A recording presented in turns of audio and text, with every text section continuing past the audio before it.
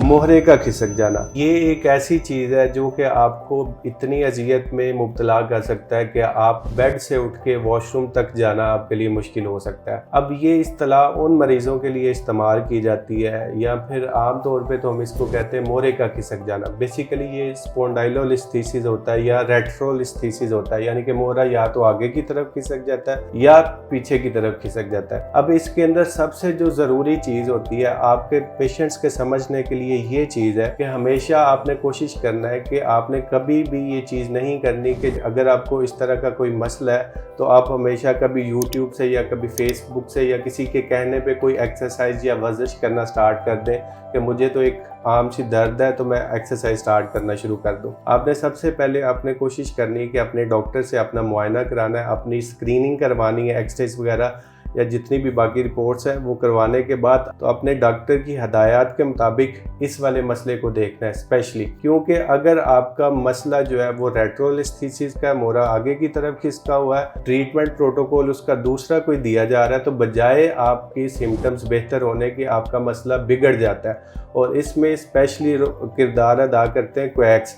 जिन्हें कि इस चीज़ का नॉलेज नहीं होता कि आपका पेशेंट को ट्रीट करने के लिए दो चीज़ें बहुत इंपॉर्टेंट होती हैं। एक चीज़ होती है इंडिकेशन और दूसरी चीज़ होती है कॉन्ट्रा इंडिकेशंस, कि आपने देखना होता है कि अगर पेशेंट मरीज़ बेहतर नहीं हो सकता तो एटलीस्ट मरीज़